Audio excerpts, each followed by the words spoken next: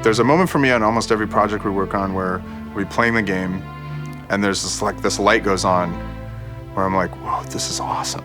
All this stuff we've been doing for years kind of comes together, and I just get these like glimpses of the experience that I expect someone to have when they buy the game and play it. Because these projects can go on so long and they're so difficult, so complex, there's so much to keep track of, those moments happen and suddenly you're like, oh, I can do a little more to make this a little bit better, and it's gonna be awesome. My name is Jonathan Mayer. I'm a senior music manager here at Sony Computer Entertainment America, and I graduated from the Recording Arts program in 2000. I think one of the things that we do in games that's pretty remarkable is work with live recorded material, especially orchestral material, and make it interactive also, which means that we have to have STEM level flexibility once we've mixed a piece. When we're recording, my preference is to have the whole band, if we've got brass and strings, so we can hear the music as it's intended. We all agree that that's the best way to record an orchestra and to get an orchestra to perform.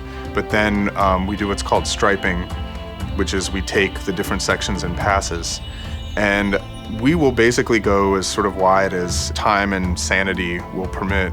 On a project like Uncharted 4, I don't know, I haven't actually counted, but I think, from our mixes, we were printing almost every element in all the pieces as its own stem.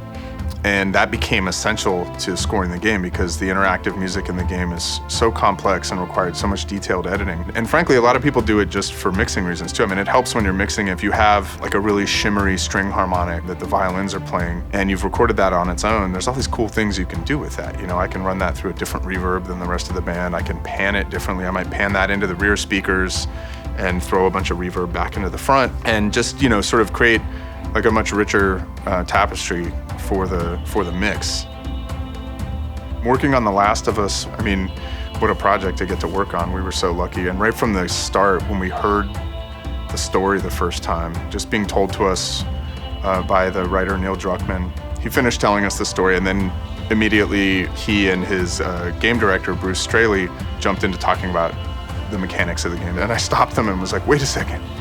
That story was amazing, and we were all like, we were almost in tears, like, oh my gosh. I think that game was really full of cool opportunities, and with a composer like Gustavo Santaolalla contributing to it, I think we're so lucky to get to work on that kind of stuff. And I think the most important thing for us when we have a composer that's that strong and a writer like that is to stay out of the way. It's rare to have an opportunity that's that powerful.